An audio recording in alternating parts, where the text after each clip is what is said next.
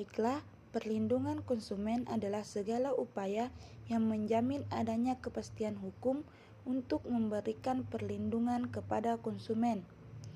Konsumen adalah setiap orang pemakai barang dan atau jasa yang tersedia dalam masyarakat, baik bagi kepentingan diri sendiri, keluarga, orang lain maupun makhluk hidup lain dan tidak untuk diperdagangkan.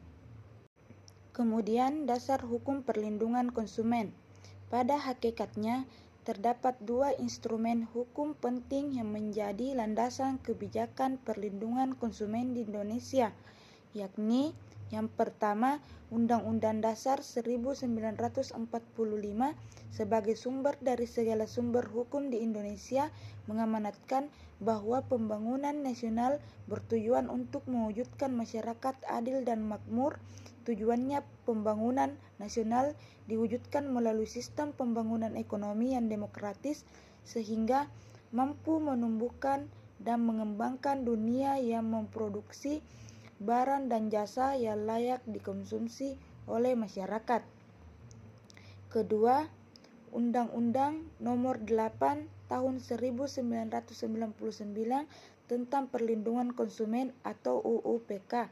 Lahirnya undang-undang ini memberikan harapan bagi masyarakat Indonesia untuk memperoleh perlindungan atas kerugian yang diderita atas transaksi suatu barang dan jasa. UU-PK menjamin adanya kepastian hukum bagi konsumen. Tujuan perlindungan konsumen. Sesuai dengan pasal 3 Undang-Undang Perlindungan Konsumen, tujuan dari perlindungan konsumen adalah yang pertama, meningkatkan kesadaran, kemampuan, dan kemandirian konsumen untuk melindungi diri. Yang kedua, mengangkat harkat dan martabat konsumen dengan cara menghindarkannya dari akses negatif pemakaian barang dan atau jasa. Yang ketiga, meningkatkan pemberdayaan konsumen dalam memilih, menentukan, dan menuntut hak-haknya sebagai konsumen. Yang keempat, menciptakan sistem perlindungan konsumen yang mengandung unsur kepastian hukum dan keterbukaan informasi serta akses untuk mendapatkan informasi. Yang kelima, menumbuhkan kesadaran pelaku usaha mengenai pentingnya perlindungan konsumen sehingga tumbuh sikap yang jujur dan bertanggung jawab dalam berusaha. Yang keenam, meningkatkan kualitas barang dan atau jasa yang menjamin kelangsungan usaha produksi barang dan atau jasa, kesehatan, kenyamanan, keamanan, dan keselamatan konsumen. Asas perlindungan konsumen. Yang pertama, asas manfaat mengamanatkan bahwa segala upaya dalam penyelenggaraan perlindungan konsumen harus memberikan manfaat sebesar-besarnya bagi kepentingan konsumen dan pelaku usaha secara keseluruhan. Yang kedua, asas keadilan. Partisipasi seluruh rakyat dalam diwujudkan secara maksimal dan memberikan kesempatan kepada konsumen dan pelaku usaha untuk memperoleh haknya dan melaksanakan kewajibannya secara adil. Yang ketiga, asas keseimbangan. Memberikan keseimbangan antara kepentingan konsumen, pelaku usaha, dan pemerintah dalam arti material ataupun spiritual. Yang keempat, asas keamanan dan keselamatan konsumen. Memberikan jaminan atas keamanan dan keselamatan kepada konsumen dalam penggunaan, pemakaian, dan pemanfaatan barang dan atau jasa yang dikonsumsi atau digunakan. Yang kelima, asas kepastian hukum. Baik pelaku usaha maupun konsumen menaati hukum dan memperoleh keadilan dalam penyelenggaraan perlindungan konsumen serta negara menjamin kepastian hukum. Hak-hak konsumen. Sesuai dengan pasal 5 Undang-Undang Perlindungan Konsumen, hak-hak konsumen adalah yang pertama, hak atas kenyamanan, keamanan, dan keselamatan dalam mengkonsumsi barang dan atau jasa. Yang kedua, hak untuk memilih barang dan atau jasa serta mendapatkan barang dan atau jasa tersebut sesuai dengan nilai tukar dan kondisi serta jaminan yang dijanjikan. Yang ketiga, hak atas informasi yang benar, jelas, dan jujur mengenai kondisi dan jaminan barang dan atau jasa. Yang keempat, hak untuk didengar pendapat dan keluhannya atas barang dan atau jasa yang digunakan. Yang kelima, hak untuk mendapatkan advokasi, perlindungan, dan upaya penyelesaian sengketa perlindungan konsumen secara patut. Yang keenam, hak untuk mendapatkan pembinaan dan pendidikan konsumen. Yang ketujuh, hak untuk diperlakukan atau dilayani secara benar dan jujur serta tidak diskriminatif. Yang kedelapan, hak untuk mendapatkan kompensasi atau ganti rugi atau penggantian apabila barang dan atau jasa yang diterima tidak sesuai dengan perjanjian atau tidak sebagaimana mestinya. Yang kesembilan, hak-hak yang diatur dalam ketentuan peraturan perundang-undangan lainnya. Kewajiban konsumen sesuai dengan pasal 5 Undang-Undang Perlindungan Konsumen. Kewajiban konsumen adalah: yang pertama, membaca atau mengikuti petunjuk informasi dan prosedur pemakaian atau pemanfaatan barang dan atau jasa demi keamanan dan keselamatan.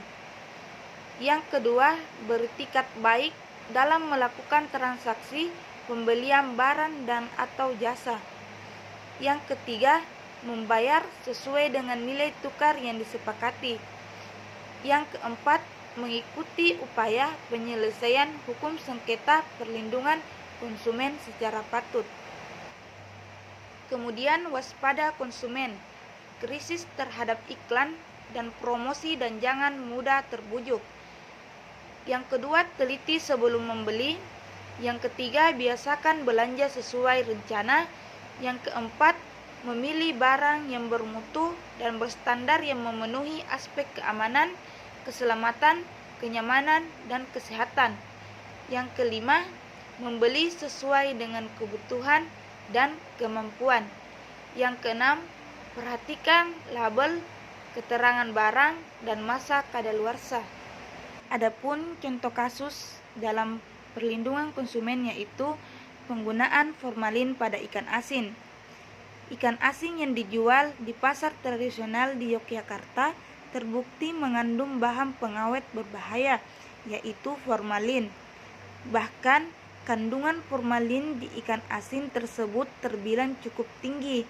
Hal ini terlihat dari hasil pengecekan yang dilakukan Stasiun Karantina Ikan Pengendalian Mutu atau KIPM kelas 1 Yogyakarta di Pasar Beringharjo, Yogyakarta. 20 sampel dari 3 jenis ikan asin, yaitu ikan jambal, teri nasi, dan teri kering. Semua produk olahan dari 3 jenis ini terbukti mengandung formalin. Dari uji laboratorium, diketahui kandungan formalin yang terdapat pada 3 produk olahan tersebut mencapai di atas 100 ppm. Artinya, dari 1 kg olahan perikanan tersebut terdapat 1 mg kandungan formalin. Penggunaan formalin tersendiri sudah dilarang dengan Peraturan Menteri Kesehatan Nomor 33 Tahun 2012. Penggunaan bahan pengawet mayat ini bisa menimbulkan dampak serius pada kesehatan.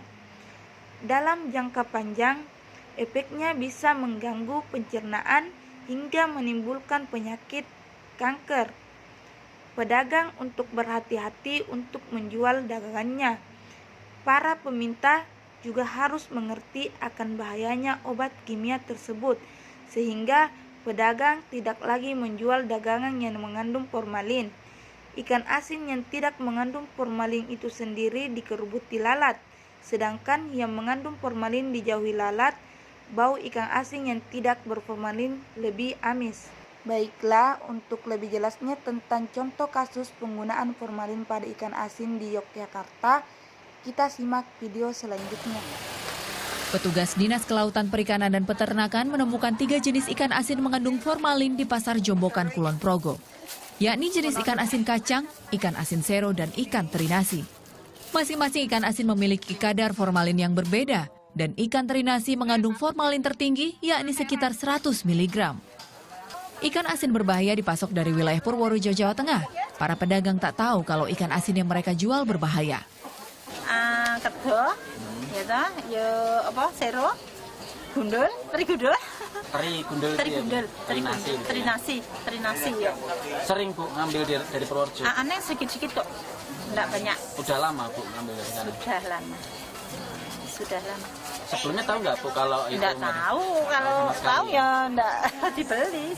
Selain di Pasar Jombokan, petugas kembali temukan ikan asin jenis kacang yang positif mengandung formalin. Agar tak dijual bebas kepada konsumen, petugas lantas menyita 5 kg ikan asin kacang. Temuan ikan asin berformalin resahkan warga. Janganlah sampai dikasih formalin ya. Kalau dikasih formalin ya kita kan tahu semua ya tentang bagaimana itu formalin. Kan memang itu bukan seharusnya untuk ikan ya yang harus dikonsumsi oleh manusia. Selanjutnya petugas akan mengusut tempat produksi ikan asin berformalin. Langkah selanjutnya untuk temuan ini kita tetap akan berkoordinasi dengan instansi terkait, terutama karena mereka biasanya membelinya di luar wilayah Kulon Progo, sehingga kita akan juga menyampaikan informasi ke provinsi agar bisa ditindaklanjuti. Sidak makanan berbahaya akan terus dilakukan hingga akhir Ramadan. Agung Nugroho melaporkan untuk NET. Baiklah, untuk kesimpulan, hukum perlindungan konsumen bagi pembeli juga adalah hal yang sangat penting atau utama dalam kegiatan transaksi jual beli karena dapat menghasilkan keamanan dan mencegah terjadinya kerugian-kerugian bagi pihak pembeli selaku konsumen. Dengan adanya hukum ini juga pembeli mendapatkan hak barang yang sesuai dengan pemberitahuan sebelumnya atau barang yang sesuai dengan yang dijanjikan oleh pihak penjual selaku pelaku usaha. Bagi konsumen, agar lebih berhati-hati dalam melakukan transaksi, mengingat antara konsumen dan pelaku usaha tidak saling bertatap muka dan tidak saling mengenal, maka tindak kecurangan dari pelaku usaha yang beretikat baik akan lebih mudah muncul. Oleh karena itu, perlu sikap teliti serta waspada dan dari konsumen dalam melakukan kesepakatan dalam transaksi, terutama transaksi online. Baiklah, semoga video ini dapat memberikan manfaat kepada penonton. Sekian, wassalamualaikum warahmatullahi wabarakatuh.